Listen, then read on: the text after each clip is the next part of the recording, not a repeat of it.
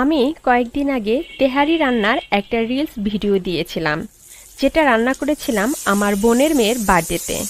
তো তারপর থেকে অনেকেই আমার ইনবক্সে মেসেজ করছে, আপু তেহারি রান্নার ফুল ভিডিও দিন।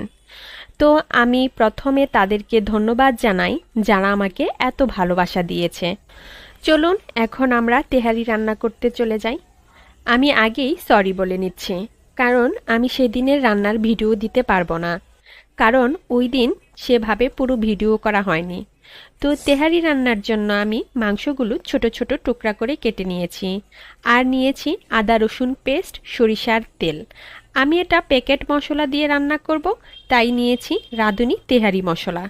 এখানে কিভাবে রান্না করতে হয় তা লেখা আছে, তো আমি আমার মতো করে রান্না করব। এই এক প্যাকেট মশলা দিয়ে চাল আর মাংস মিলিয়ে 3.5 কেজি পরিমাণ তেহারি রান্না করা যায়। সেক্ষেত্রে মাংস চাল কম হলে মশলাও কমিয়ে দিতে হবে। এখন আমি পাতিলে তেল দিয়ে পেঁয়াজগুলো একটু লাল লাল করে ভেজে নিয়ে তাতে আদা রসুন, তেহারি মশলা আর স্বাদ মতো লবণ দিয়ে মশলা একটু কষিয়ে তাতে মাংস দিয়ে দেব। আমি একটু পানি দিয়ে দিলাম, কারণ মাংস থেকে পানি উঠবে। এখন ঢাকনা দিয়ে সিদ্ধ না হওয়া পর্যন্ত রান্না করব। তবে মাঝে মাঝে ঢাকনা খুলে নেড়ে দিতে হবে, যাতে মাংস পুড়ে না যায়। মাংস সিদ্ধ হয়ে এলে এতে আমি 1 কাপ দুধ আর একটু চিনি দিয়ে দেব। তবে আপনারা দুধের পরিবর্তে টক দই দিতে পারেন।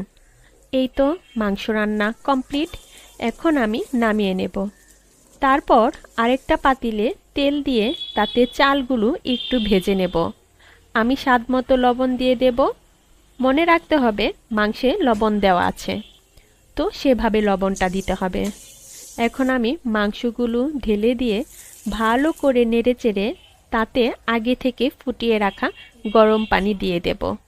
আপনার চাল যে পরিমাণ পানি লাগবে তার ডাবল।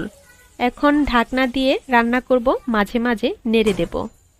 এই পর্যায়ে আমি কয়েকটা কাঁচামরিচ দিয়ে দিলাম।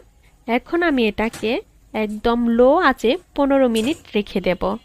আমার পাতিলের তলাটা পাতলা বলে আমি একটা লোহার তাওয়ার উপর বসিয়ে দিয়েছি, যাতে তলায় লেগে না যায়। এই তো হয়ে গেছে আমার তেহারি।